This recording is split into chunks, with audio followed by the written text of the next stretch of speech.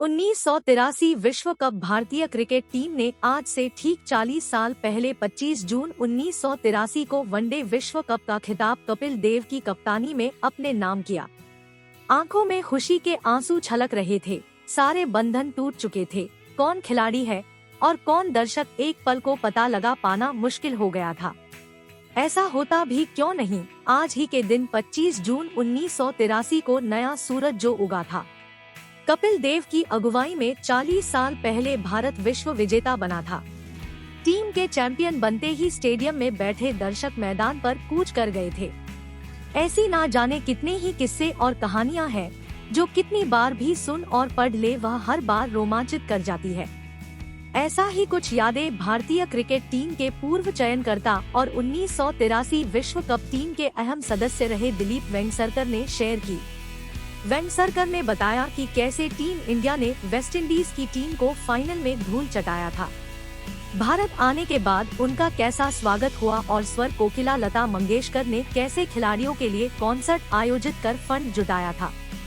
आइए जानते हैं भारतीय क्रिकेट के कर्नल कहे जाने वाले दिलीप वेंगसरकर की जुबानी में 1983 विश्व कप की कहानी भारतीय क्रिकेट के कर्नल की। Cricket is funny game. अगर आप 1983 विश्व कप की टीमों को देखेंगे तो वेस्टइंडीज को छोड़कर सब एक जैसी थी। विश्व क्रिकेट पर वह पिछले 15 साल से राज कर रही थी। ऐसे में 1983 विश्व कप में खिताबी जीत का प्रबल दावेदार उसे ही माना जा रहा था।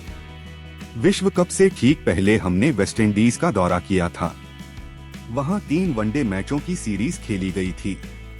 सीरीज हम हार गए थे, लेकिन हमने गुयाना वनडे में जीत हासिल की थी। इस सीरीज से हमने जाना कि अगर वेस्टइंडीज को हराना है तो उसके सामने एक चुनौतीपूर्ण स्कोर खड़ा करना पड़ेगा और उसके शुरुआती विकेट निकालने होंगे। ऐसे में वह एक बार दबाव में आ गया तो हमारी जीत फिर तय है। हमने जो प्लानिंग की थी ठीक वैसा ही हुआ। विश्व कप में हमारा पहला मैच वेस्टइंडीज के ही साथ मैनचेस्टर में हुआ। हमने पहले बल्लेबाजी करते हुए 8 विकेट पर 262 रन बनाए। हमारे लिए यशपाल शर्मा ने सबसे अधिक 89 रनों की पारी खेली। हालांकि वह अब हमारे बीच नहीं रहे। यशपाल की इस पारी के बाद हमने शानदार गेंदबाजी की और वेस्टइंडीज को 228 पर समेट को मैच को 34 रन से जीत लिया। शुरुआत बेहतरीन हुई।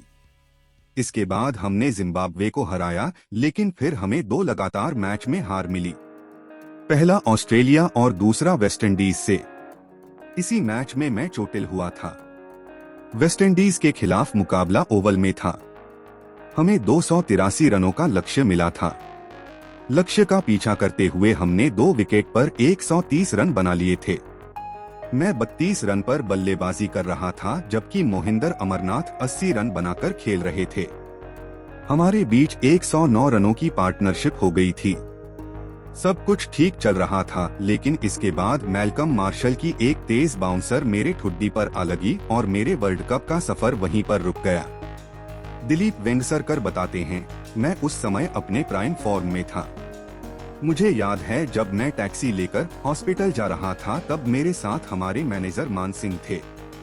मान सिंह विश्व कप के उस टूर पर हमारे लिए सब कुछ थे।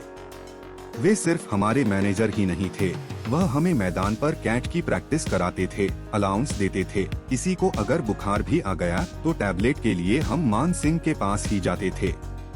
वे हमारे लिए सब कुछ थे। इन सब चीजों के बीच मुझे जो सबसे खराब लग रहा था वह यह कि चोट के कारण मैं टीम के साथ ट्रैवल नहीं कर पाता। हमारा अगला मैच जिम्बाब्वे से था। दुर्भाग्य से जिम्बाब्वे के खिलाफ मैच को बीबीसी में चल रहे स्ट्राइक के कारण टेलीकास्ट ही नहीं किया गया और मैं उन सभी भारतीयों की तरह अनलकी रहा जो इस ऐतिहासिक मैच का गवाह नहीं बन सका।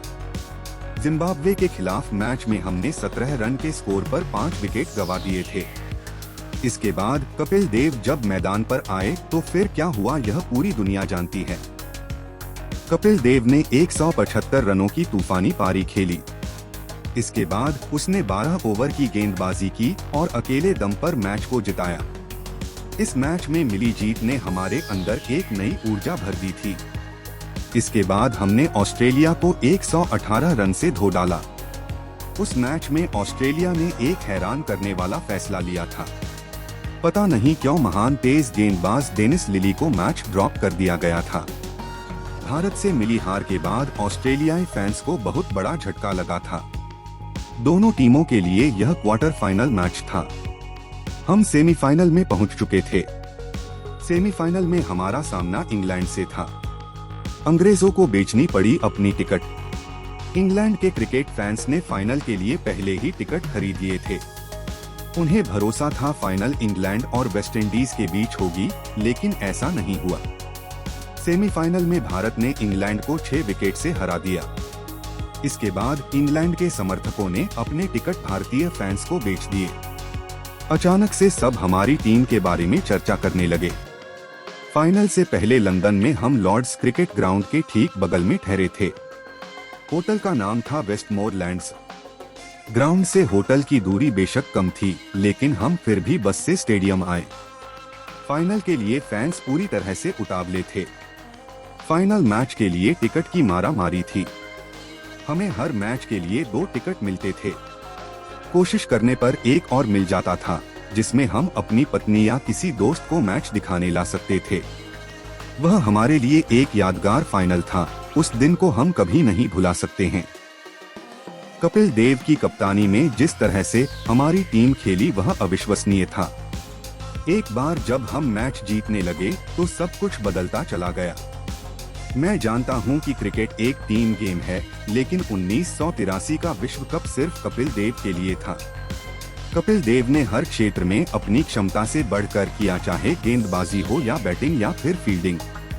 फाइनल में जिस तरह कपिल देव ने दौड़कर विव रिचर्ड का ऐतिहासिक विनिंग कैच पकड़ा, वह आज तक सबसे ज़हन में ताजा है। जब हम वापस भारत लौटे तो हमारा भव्य स्वागत हुआ था। हमें इनाम के तौर पर उस समय सिर्फ 25,000 रुपए मिले थे, लेकिन स्वर कोकिला लता मंगेशकर ने हमारे लिए एक कॉन्सर्ट किया जिससे कि फंड जुटाया जा सके।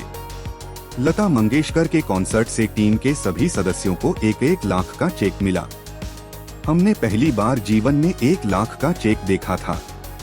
यह वह दौर था जब हमें बोर्ड से एक टेस्ट मैच के लिए 7,000 जबकि वनडे के लिए सिर्फ 5,000 मिला करते थे। Thank you for watching. Please share and